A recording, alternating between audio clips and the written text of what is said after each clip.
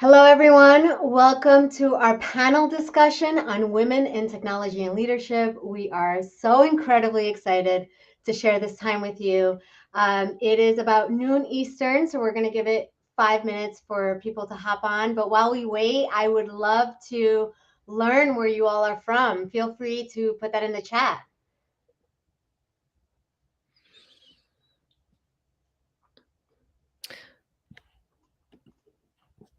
Deirdre, maybe why don't we start here? Susan, where are you joining us from? Sure. I'm actually in Central Florida, so think just 20 minutes from Disney World. Awesome. Yeah.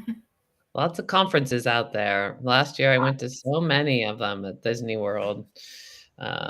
Great cyber conferences. There's a lot here. Yeah, that's awesome. I'm in San Francisco. I'm bi-coastal, but this time of the year, the sun is more here. So I'm on the west in San Francisco. Amazing. We have someone from Charleston, South Carolina, Louis, Delaware. All around. Awesome. And so Deirdre, when you say you're bi-coastal, what does that look like? It looks like part of the year I'm in San Francisco, part of the year I'm in the Boston area, and then the rest I'm traveling typically to where my own talent is. Since COVID, we don't have offices anymore. So the way it works is I go into different states and meet folks. So yeah, East and West. I grew up on the West. Can't give it up. Built businesses on the East. Don't want to lose that. So I just stay bi-coastal. That's awesome. I love that. And are your teams spread out all over, or are they mostly concentrated in one place? Yeah, all over the U.S. It's lovely. But mostly Boston, Pittsburgh area, and then California is where we're mostly at. Awesome. Yeah, for us, we have most of our executive team, including Jason, in Orlando, and then I fly down to Orlando on a fairly regular basis. So have become pretty familiar with the area. Yeah. Gone are the days we're all in one place anymore.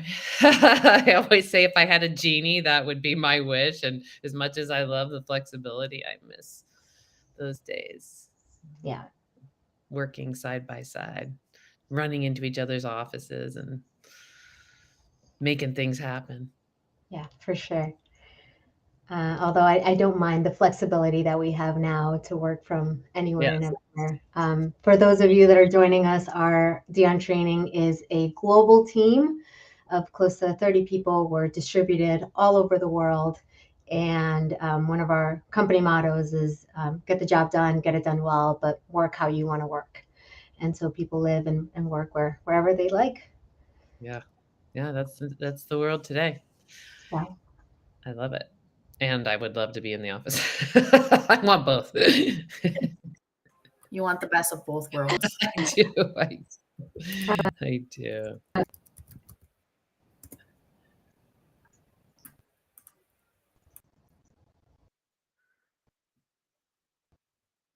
Uh-oh, a little frozen. Yeah, I think she froze. Yeah. All right. Why don't we give it one more minute and we'll go ahead and get started.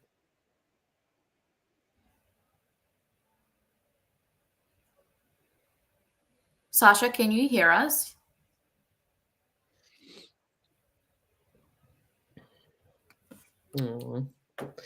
We can make it happen. Yeah. You and I. Sure, why not? Yeah, she definitely got kicked off. She froze. She has very spotty internet. There she is. I do have spotty internet sometimes. All right. Why don't we go ahead and get started? Hello, everyone. Thank you for joining our Dion Training family today. We are so excited for today's event on technology and leadership. My name is Sasha LeFlore. I am Dion Training CEO, and myself, along with Susan Sarrett and Jason Dion, we have the distinct pleasure of leading the incredible and global team at Dion Training. Many of you know, obviously, Jason Dion, Reed Bidgood, Jamario Kelly, Mazen Salama. But what you may not know is that behind our instructors, there is a small army of people spread all over the world that work behind the scenes nonstop to make the magic happen. They have deep expertise in the certs that we teach. They answer your questions real time as you're studying. They help build practice exams, develop custom web apps. They come up with the best possible content and student experience so that you can thrive, so that you all can succeed, so that you can pass your exams. When we get your notes, which we deeply appreciate, that you've passed your exam, that you won, that you achieved your goal, we feel great that we succeed too, and we're doing our jobs. So thank you for that. And to the Dion Training team, if you're listening, thank you for all you do to make the magic happen here and bring our products to life. So without further ado, let's jump into today's topic on women and technology and leadership. With us today, we have two incredible people that I deeply respect and have learned a lot from. First is Susan Sarrett, our wonderful Chief Operating Officer, my right-hand woman. Next is Deidre Diamond. Deidre is a powerhouse. She has been in cybersecurity for 25 years and is the founder and CEO of CyberSN. CyberSN is a well-established cybersecurity jobs and career marketplace. They provide everything from online matching to full service recruitment in cybersecurity and tech. So if you're looking to switch into cybersecurity, you are at the right place or grow in your career. Today's discussion will start with Susan and Deidre introducing themselves, sharing their journey to the C-suite with us. Next, Deidre will give us a brief presentation on the various career paths within cybersecurity, what the job market looks like, and what you need to know to land your dream job in cybersecurity.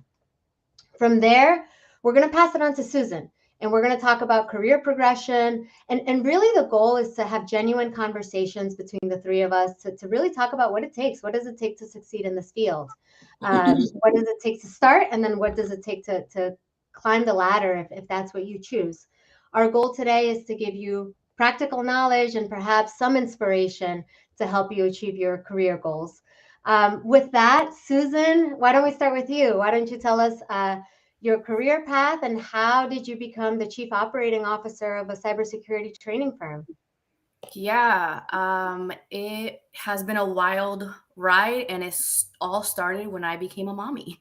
I had my daughter in 2017, and after a year of working a regular 9-to-5 job, I was fed up of not being able to spend time with her, and everybody else got to experience things with her. So funny story, like literally what I did was Google, how can I work from home and still get paid? Literally, that is what I Googled. And from there, I just went down on a rabbit hole. And I fell into this thing called being a virtual assistant. And literally, that is how I started in this online space. Needless to say, I joined a coaching program, liked it, took a chance on myself, and within 6 months, I quit my job. After that, I took a couple of more programs, became certified in other things. And one of those was becoming an online business manager, in short, OBM. And after I finished the program, you get put into like this pool of alumni, if you will.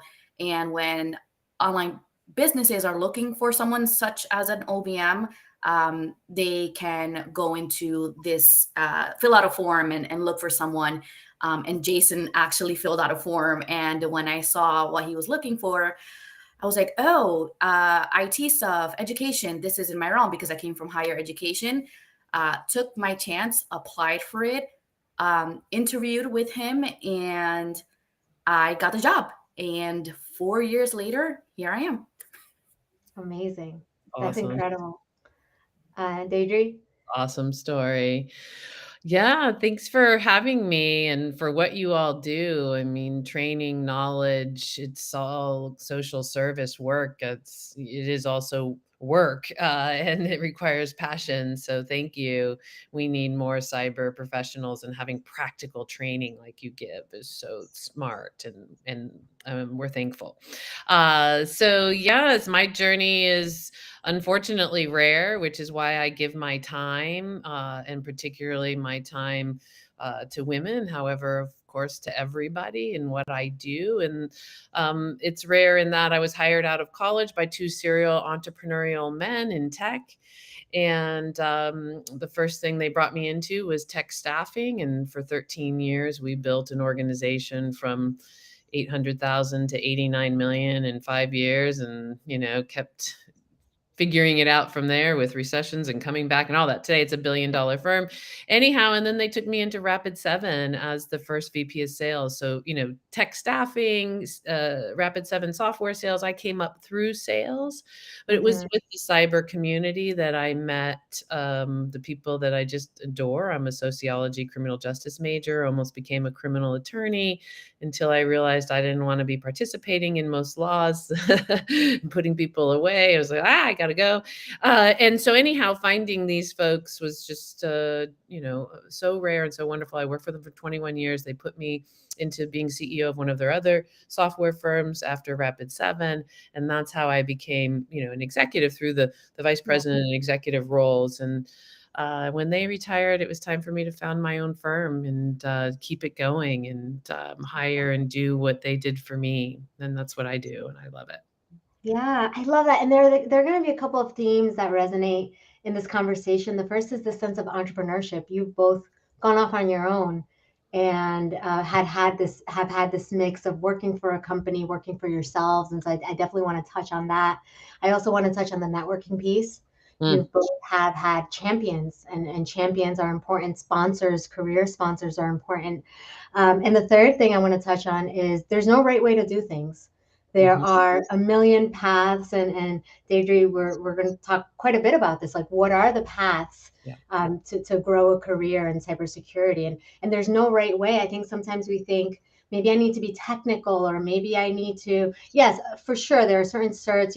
We teach a lot of the basic certs to break into cybersecurity. But I would argue lean into the thing that you're good at, versus being insecure about where you need to fill in your gaps. And so part of why I'm really excited for this conversation is just to turn it on its head, that you need to be technical to succeed in this field.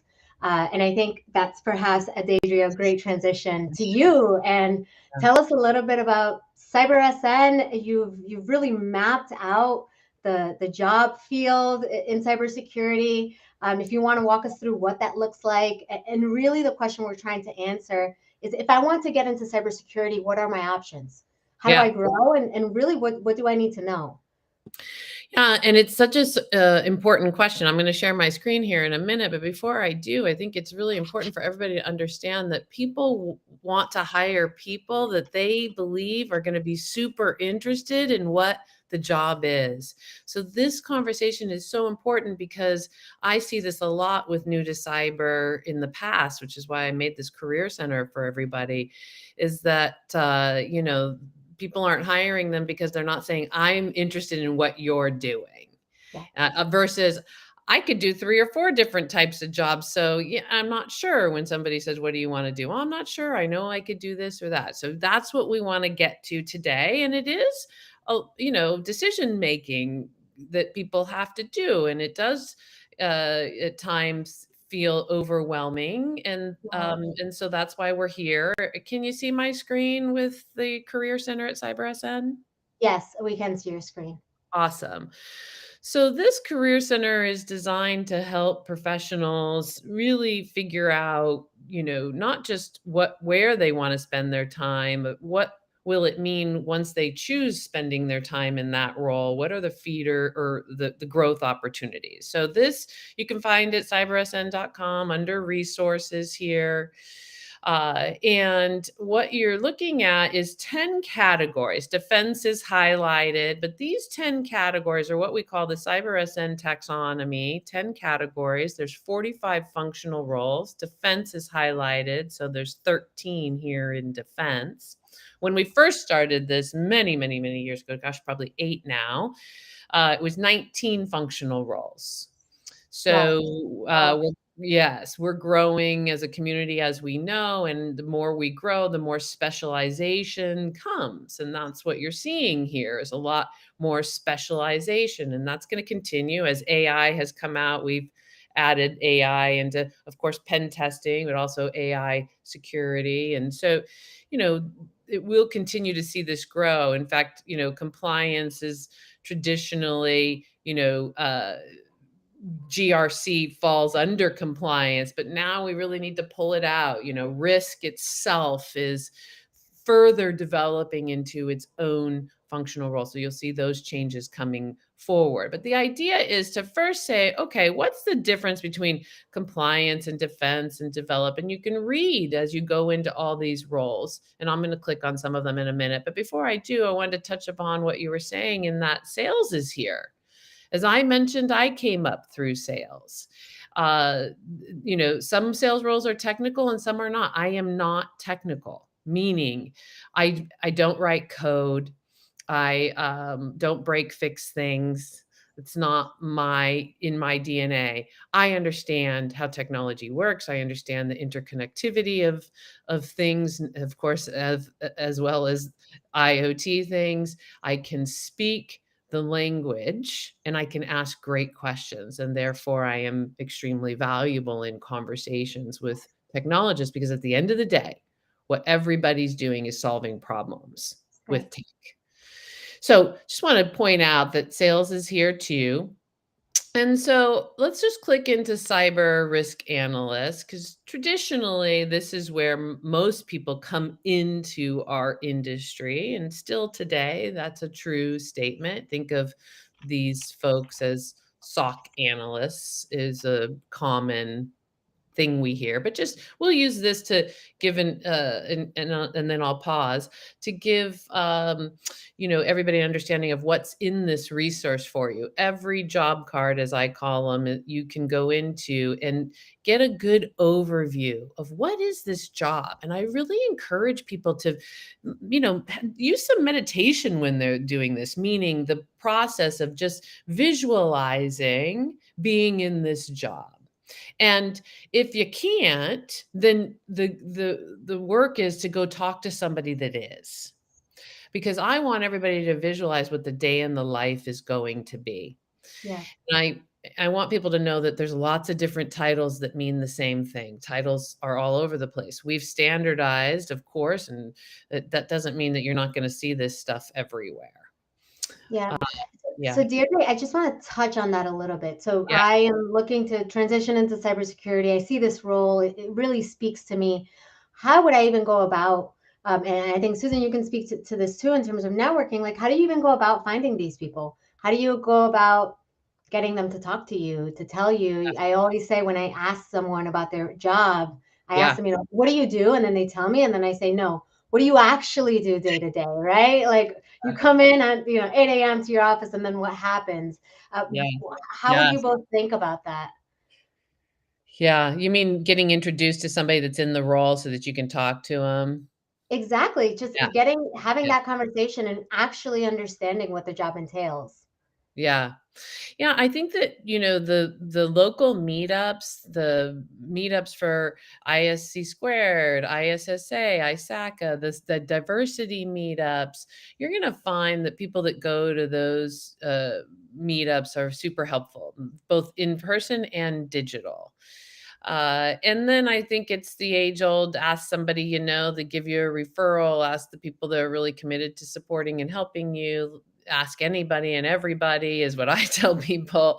I think that, there's a lot of social servants out there that you can find at community events online and in person. Awesome. Susan, do you want to also speak to how you thought about networking when you were looking to transition? Yeah, I agree with a lot that Deidre said. Just putting yourself out there. I am a 100% introvert.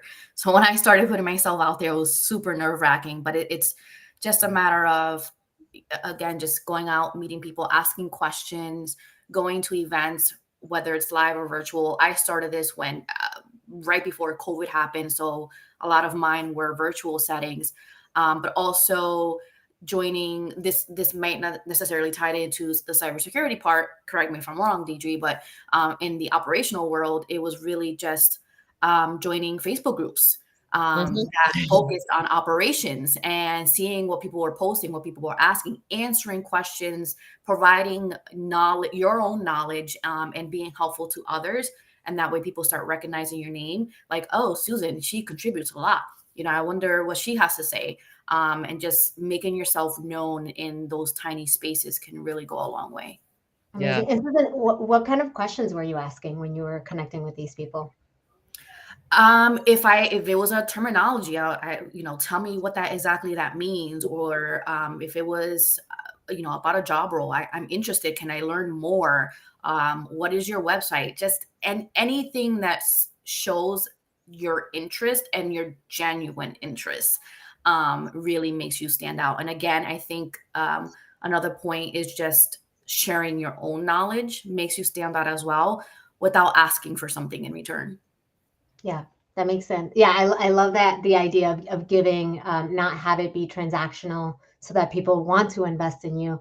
I'm curious, Deidre, I imagine you get a lot of LinkedIn messages from people saying, will you meet with me? Will you? I'm curious, what do you think works for you in terms of like, okay, I want to invest in this person versus what you're perhaps, maybe you say, oh, I don't know how to respond to that. Yeah. In my business, it's like every person that reaches out has to get helped in some way. And so it's either digital resources that we have, in our resource center, and podcasts and videos, or it's, spending time. And so depending on whether or not we have something for them, it's one or the other. And so for us, it's a lot of digital content, which is why this career center is here. The fact that, we can search jobs at CyberSN. All jobs in the US are at CyberSN. And if you make a profile, we can match you to them. And, the idea is that we have something for everybody and more than something, right? So every job that's posted in the US is at CyberSN, and taken down every 30 days. So it's kept, extremely up to date. So I think that, what people need to recognize is that, job searching is broken system. So it's Yeah. all about networking. It's all about talking to people. It's all about selling oneself and knowing how to do that. And so I think also open source projects, and when you were talking, Susan, it made me remember that that's how you get seen too, is volunteer in those open source 100%. projects. Yeah. I've done that a bunch of times. I've done free work a bunch of times when I first started in the space. Yeah.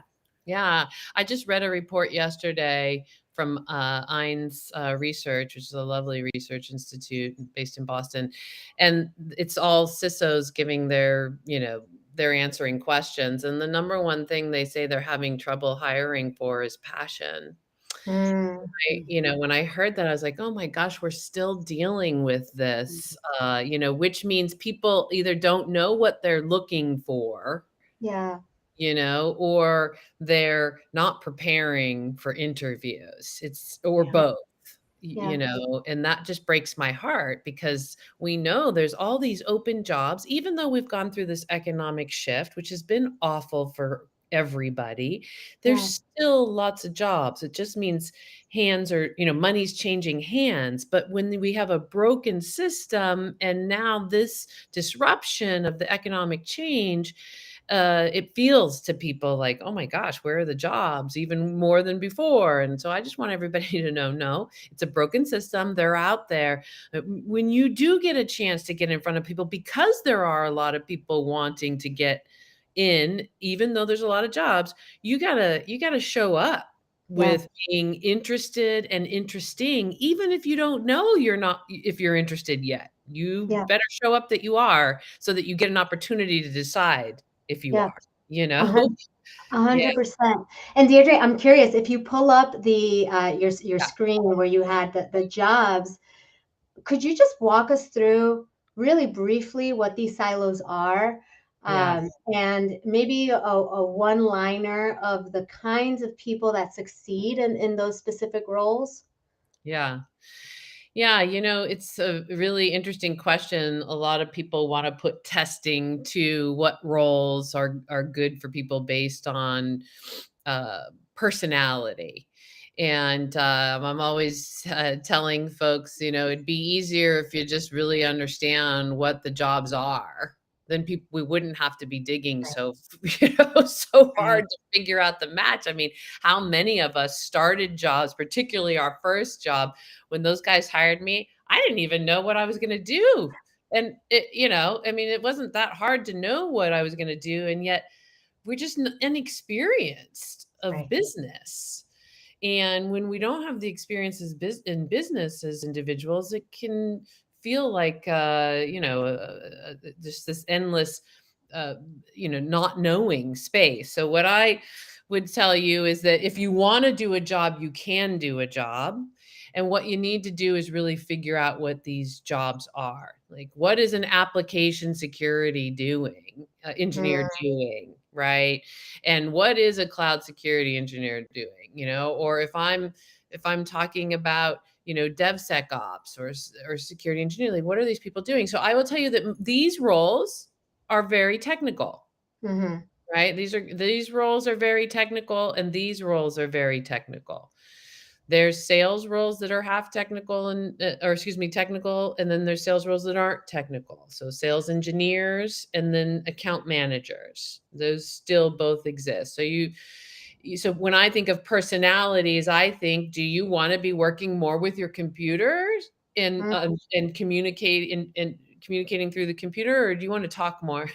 yeah. Because talking more is going to be the planning, the managing, the sales, the education, and even the compliance, the GRC side of things. These are heavy interactions with the business. It doesn't mean that these technical roles aren't aren't interacting with the business. It's just less of that comparative. Yeah.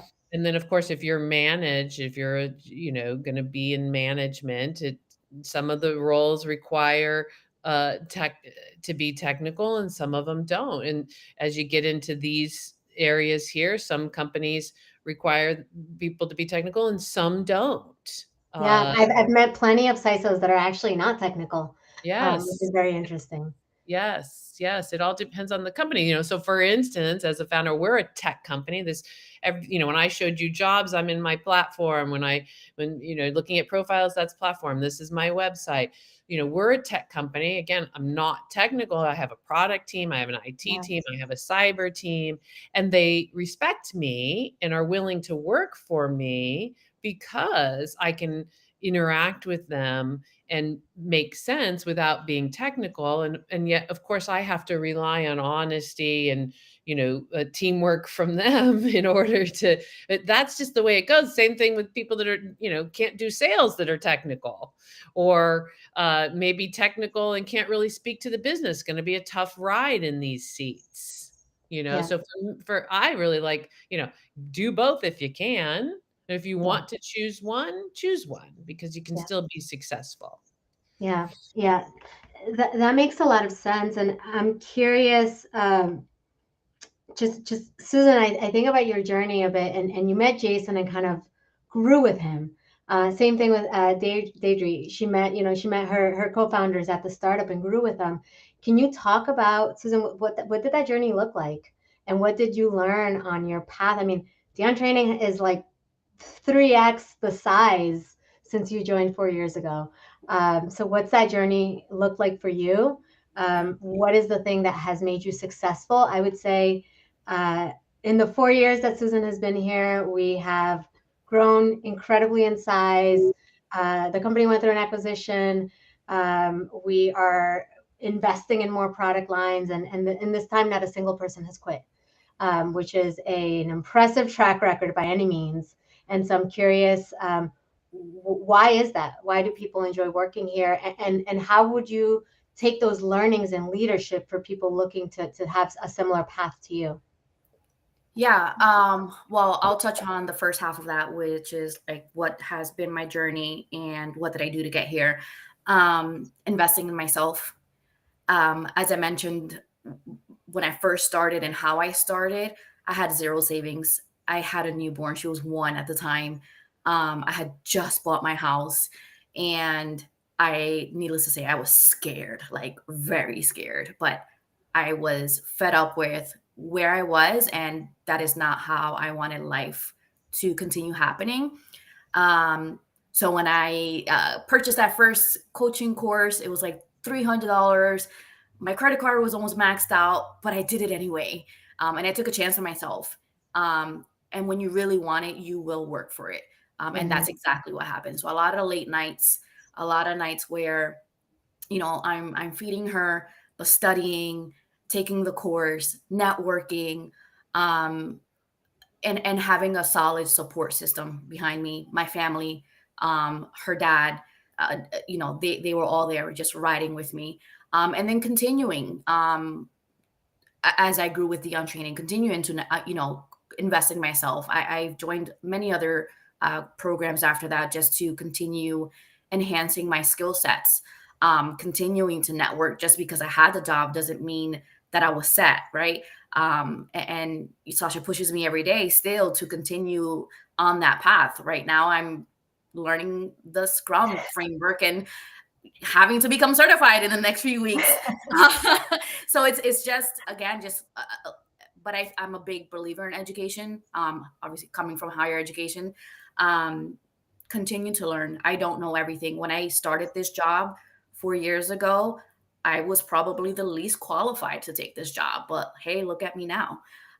So again, just invest in yourself, believe in yourself, ask questions, ask a lot of questions, even if you think they're dumb, like just ask questions and don't be afraid to mess up. You learn from your mistakes. I've messed up quite a few times. You just learn from them. So yeah, it's really a matter of investing in yourself, believing in yourself, taking that chance, even if it's that last $300 on your credit card. Look what it landed me. Had I not done that, it's really, where do you see yourself? And did I see myself working there for the rest of my life? No, no way.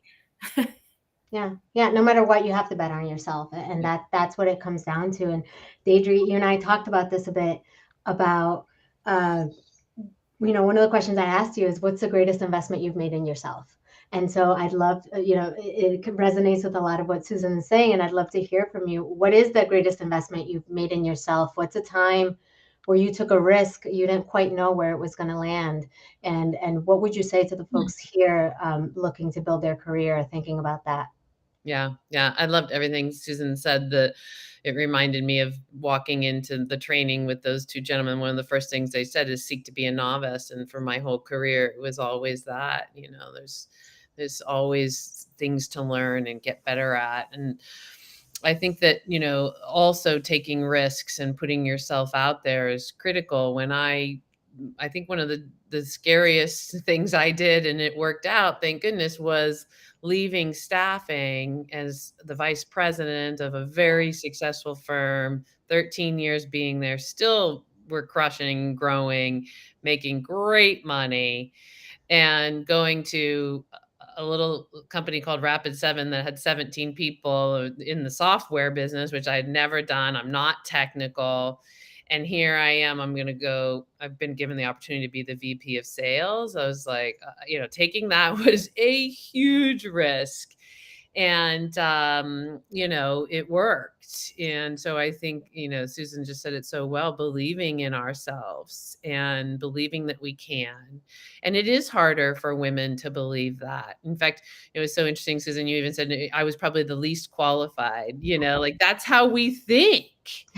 And the freaking reality is you were the most qualified, which is why you got the job. And you're qualified not because you've done the job before, but because you have the attributes to do the job. And this is what I can't stress enough to everybody, is that this nonsense of you're in one role, so you can't do another role, or you can't do these other things. Yeah. No, literally the way humans' brains work is if we want it, we get it. Unless we're not in the opportunity state that we all are in, meaning this country, certain places of it, our parents, whatever we came into, it's totally different than what the majority of this world is.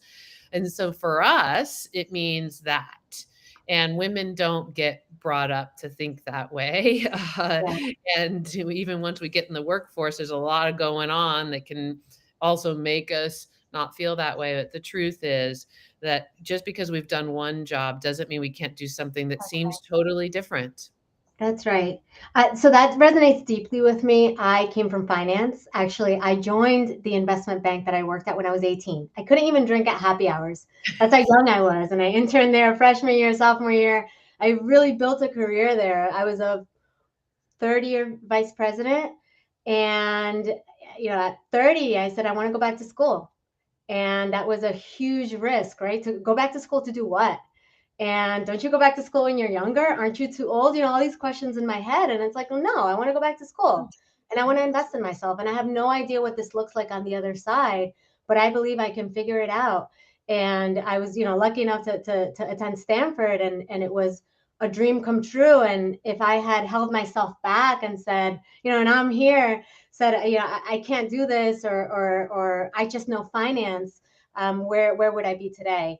And so I really, really resonate with a lot of what you both have shared.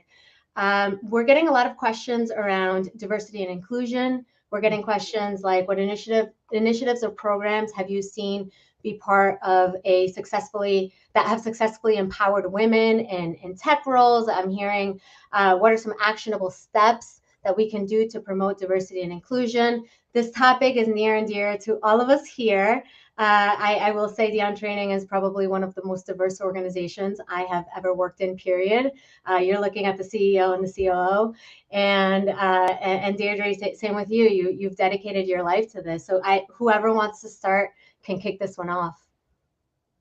I'll go. Sure. I mean, this is, yes, we need to not only, focus on DEI because it's smart as humans to treat each other equally. We also need to do it because our attackers are diverse, and we need to think, feel, and perceive as they do. So our teams need to be diverse. So I'm super passionate because as a woman, I know how lucky I am, and I want to help other minority genders.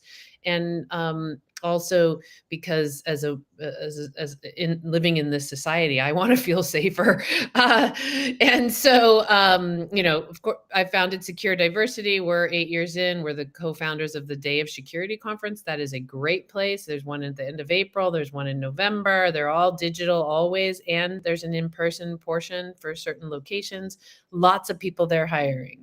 I just posted today, Google, UBS, Reddit, those are the types of sponsors we have. So, and that's designed to give the stage for women to speak and build their voice and get feedback and submit CFPs, because conferences are pay to play. And if you don't work for a company that can get you a seat, it's never going to happen. Right. So we give first time speakers. We also have amazing keynotes, all kinds of senior people there teaching and training. There's that. There's CyberSN, which I'm on the board of, has lots of great programs of bringing people into cybersecurity and helping.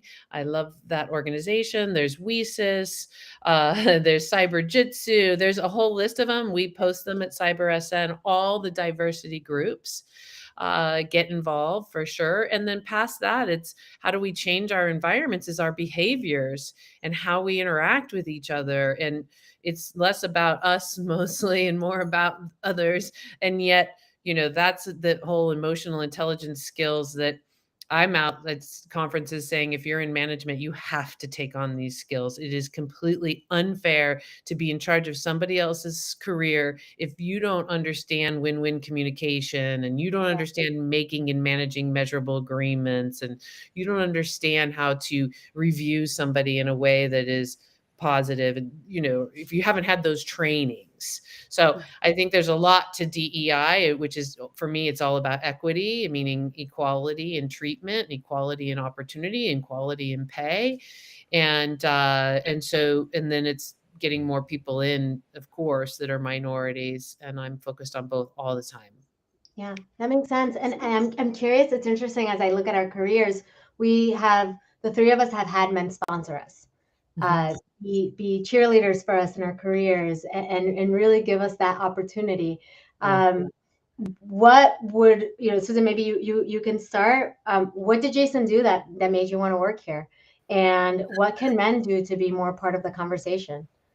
Yeah. And then I guess that leads into this question of what can you do to find a mentor?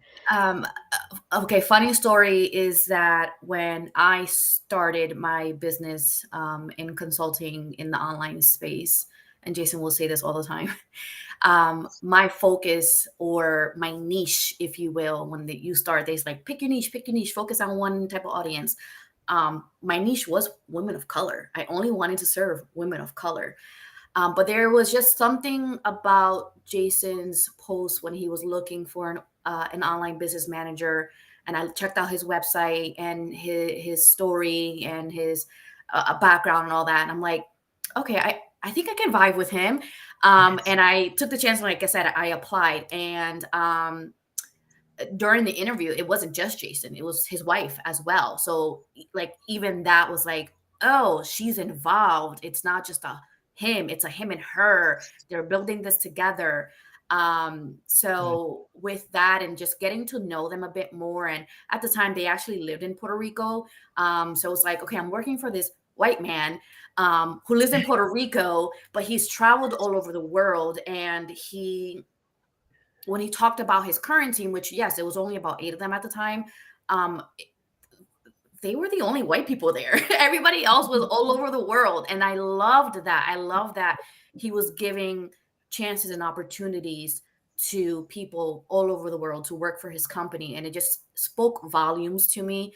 And not only that, Dion Training itself serves students all over the world. So that resonated with me as well. And it's like, oh, okay, it's not just working for Jason Dion. Like, I'll be serving students all over the world and being a part of a very diverse team. And coming in as a woman of color myself, he knew what he was doing, and he did a very great job at it. And I wanted to be a part of that. Yeah, no, that really resonates. I love this idea. It's funny. Everyone here is very mission oriented. And when we have conversations of what drives you, it's usually like, I want to serve the students. I believe that the training that we're providing is providing real career paths, changing lives. I mean, just looking at our Facebook group, and I love that's something that drives me too, is just a global nature, and diversity can come in many shapes and forms of what we do. And Deidre, would love, you have a really unique experience going from a startup to then entrepreneurship. What did that look like in terms of men being sponsors for you?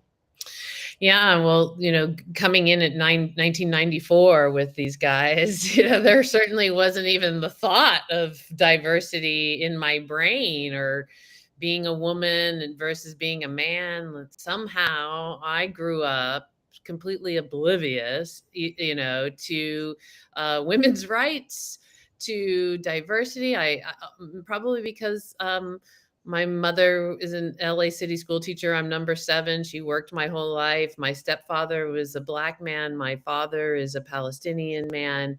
And they treated me like a queen and gave me everything they could. And so anyhow, I never thought anything other than, here's these 2 guys and I love them. And why did I love them? Why did I go to work for them? They had a program. And they liked me and they wanted me, but they had a program, and that program was mapped out all the way up to the executive level.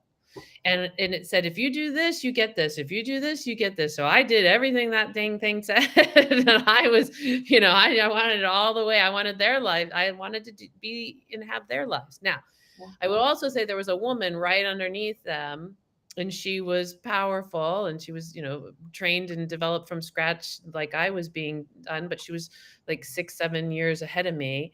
And it was really important. So to Susan's point, like, I'm sure her seeing you there, right? This is also why we need diversity in these teams at the leadership level as fast as possible, because it does make a difference. It's hard to say that my career would have been the same without her, because, I learned a lot from her, because I could relate more to a lot of things. And yet there was nothing wrong with those guys. I can't think of anything that they did in the training that, but I just know that seeing her empowered me, you know? Yeah. Yeah. Yeah, it's interesting also because I also have a hard time, right? I don't know very many CEOs that look like me or maybe have my background. And you're right, it has to start somewhere. Something that does come to mind is there's an important business case for what we do for diversity. And I also think about geographic diversity within the United States. Something that came up quite a bit when I was in school is most people were from the coast, right? So making sure that we just hire, and I think our nature here being remote just allows us to do that because our customers is so diverse. So we also do a lot of thinking around geographical diversity. And I think at this point we're across 7 different time zones and everyone's in a different state except for the cluster in Orlando. All right. Is there anything that you all or anything the audience wants to touch on that perhaps we haven't? Okay, reflecting on your journey and the discussion today, what's one piece of advice you wish you had received early in your career? Maybe Deidre, we can start with you. Gosh, piece of advice earlier in my career.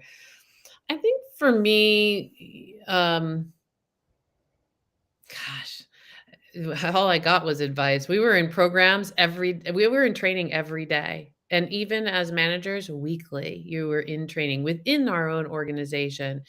And then out at night I'm so lucky.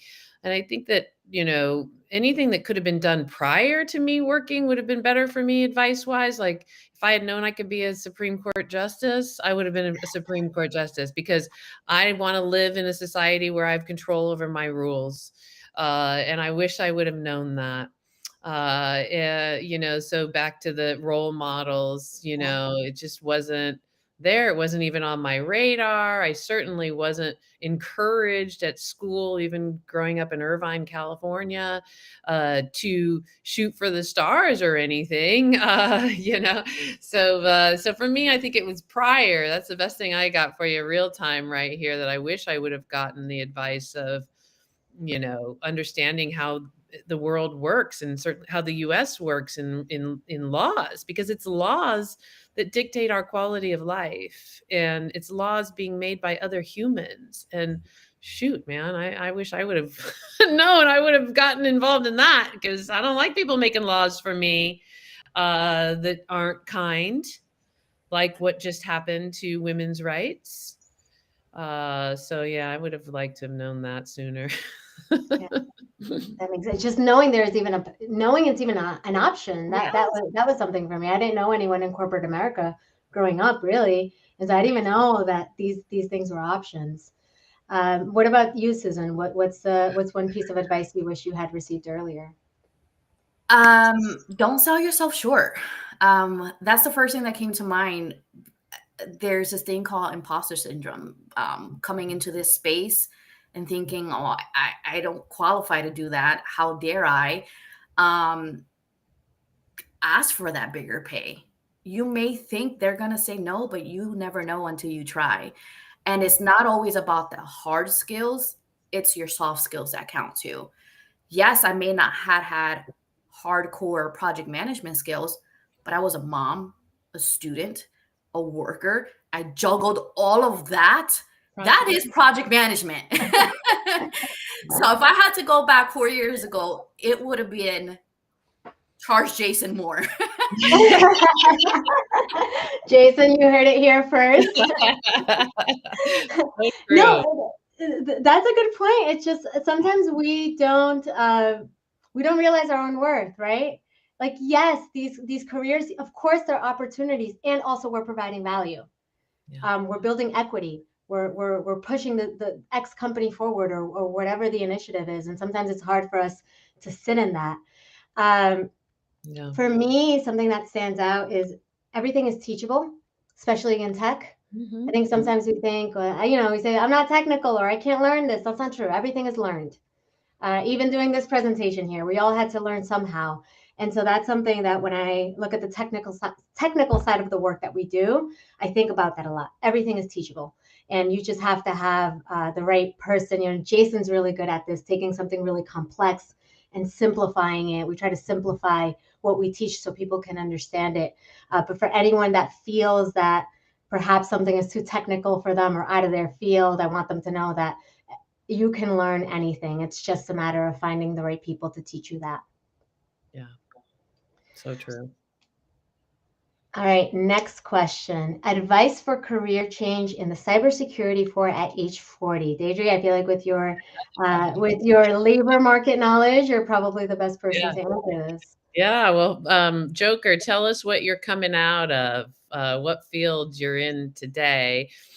I will say that age doesn't matter. We are so short people. And yet, of course, there are people with conscious and unconscious biases for everything from ageism to gender and race. And yet 40 hasn't hit the age one yet. So you're okay. But you know, it all depends on where you're coming from. If you're coming from finance, GRC is a great place. If you're coming from IT, GRC also can be a great place. Security engineering, security operations, you know, even project management. It all depends on what do you want to do.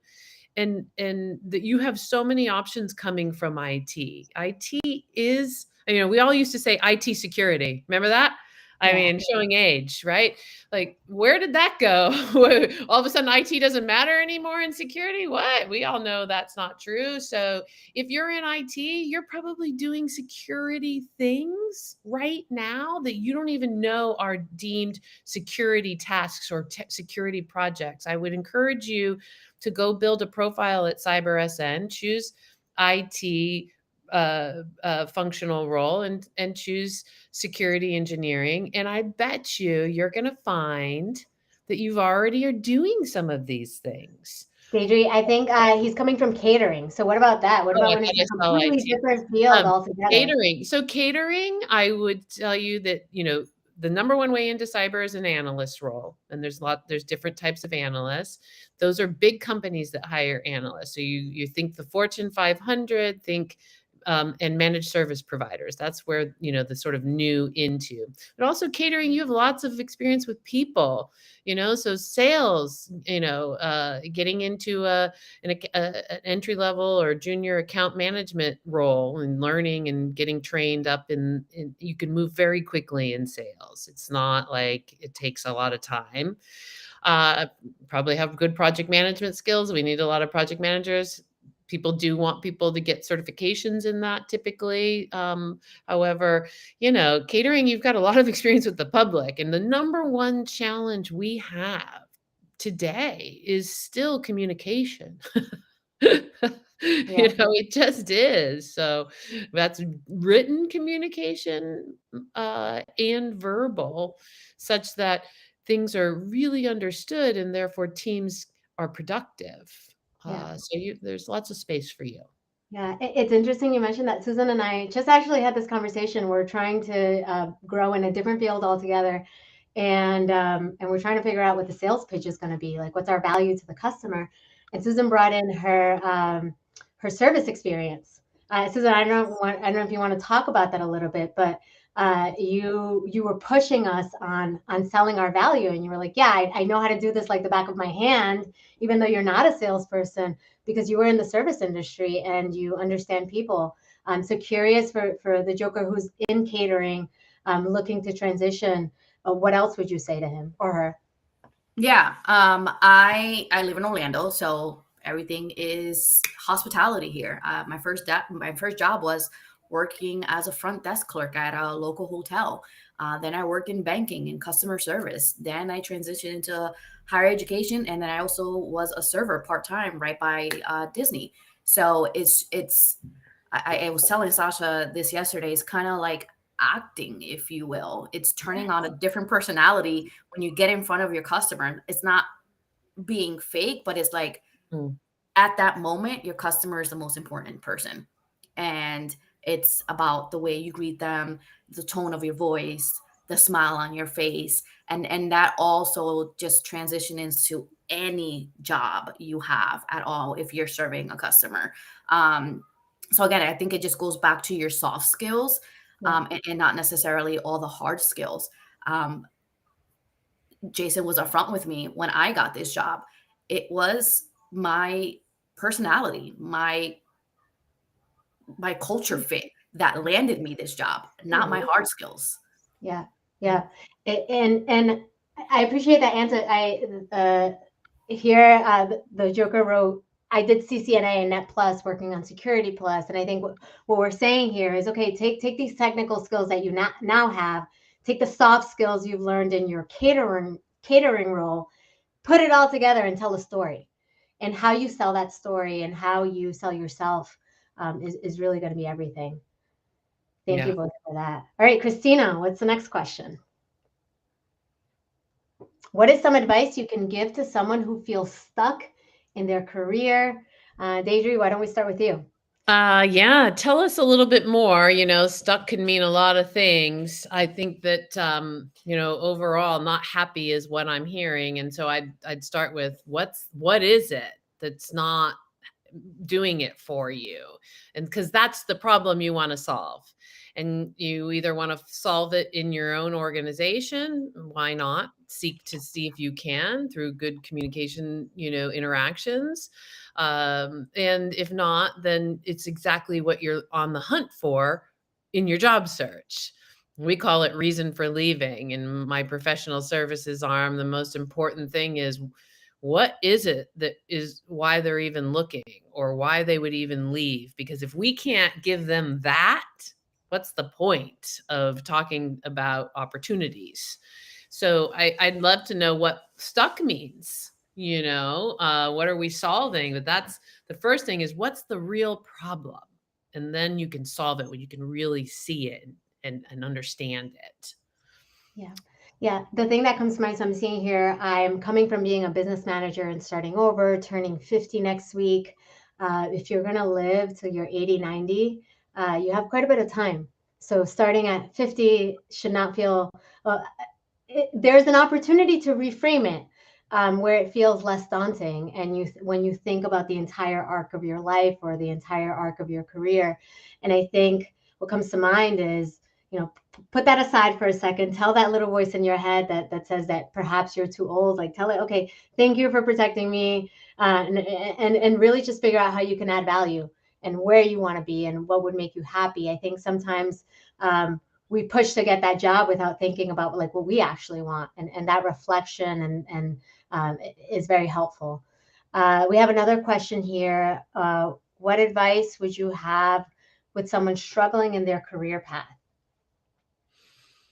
Yeah, I think it goes the same way. And to echo what you're saying, I'm in my 50s, and, it's all about a mindset. Part of the mindset also is a physical piece, keeping ourselves feeling good is moving the body, and that will help a ton. So, not living within that, and knowing that wisdom is super valuable. I mean, what is age other than wisdom? I wish I knew the things I know now before, right? So you're powerful in your wisdom, and use it. We need a lot of managers in cybersecurity, people that can care for people that can project manage. We're seeing a lot more of the PM reporting to a CISO, is almost as a deputy CISO. We need that skill set. And again, with the being stuck or struggling in the what specifically, do we have anything there from David specifically on what he's struggling with on his career path? If you could share that, David, I think that would be helpful. But a lot of times when we're in our careers and our path isn't there, is it the organization or is it the path you chose? Are you stuck on the organization can't move you forward and you've talked to everybody? Then you got to get out there and job search. If it's you're not on the path that really works for you, go to the career center at CyberSN, really spend time thinking about these jobs. It sounds like, it's one of those two things. But again, knowing the problem is super important to solving it. Yeah. I would like to add I 100% agree with you, but also really thinking about what are you passionate about. Uh, Yeah. there are so many career paths that you can get into. When I graduated with my bachelor's, I had a focus on HR, and I knew I was always passionate about wanting to teach or help internally, the internal team rather than externally. And what was I really good at? My friends joke around that I'm the vacation planner. When we go on vacation, I'm the one to plan that stuff. And that again goes back to project management, planning. I'm very organized, I'm detail oriented. Those soft skills is what led me to my career path, and just thinking about what is it that I just enjoy doing day to day, and how can I translate that into my career. But I 100% agree with what you said, but also just thinking about what are you passionate about? What do you like doing just in general? And then how can you tie that into your career? Yeah. So then to build on that, can you talk a little bit about how you think about when you interview for a job?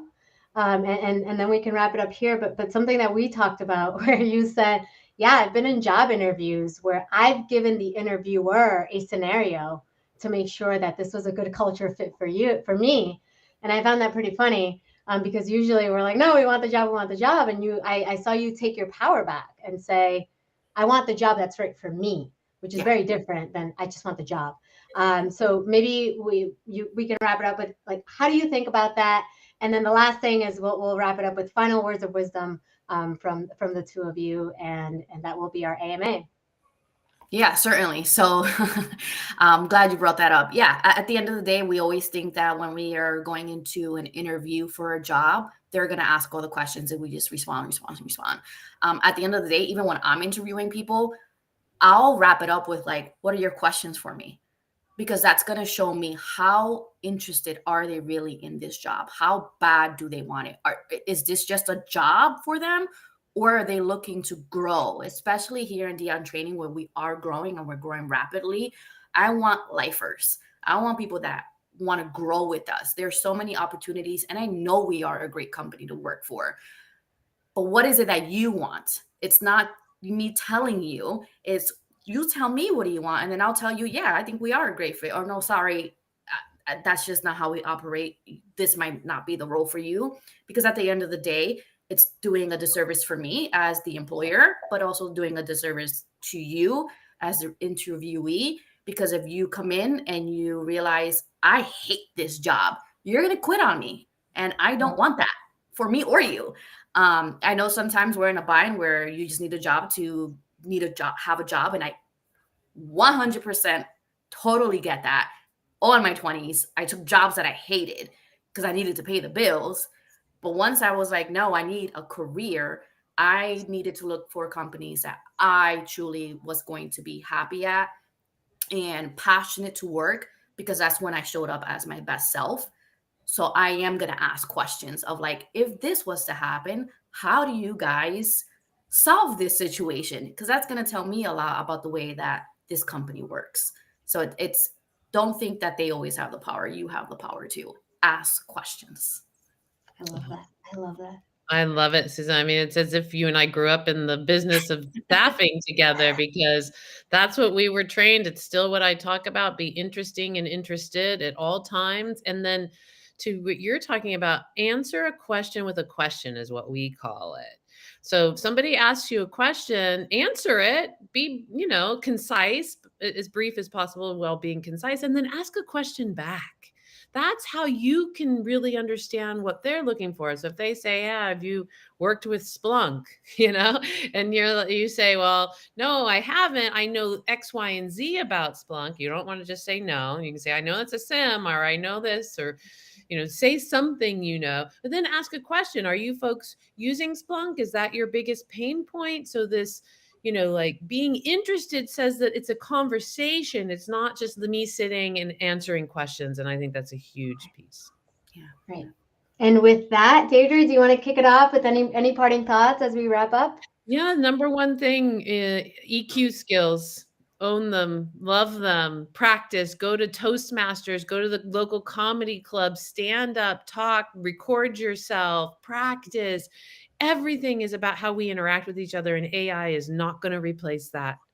AI is not going to replace humans setting other humans off, turning them off versus turning them on. This is the job of today, and all the other stuff is a given. The tech, the using computers, the whatever. It's like you got to have that to be in the game. But to really propel and live a quality life, you must own those skills that are about caring about how others think, feel, and perceive, caring about how you present yourself, having confidence. So you got to practice, and be kind to yourself, self-care.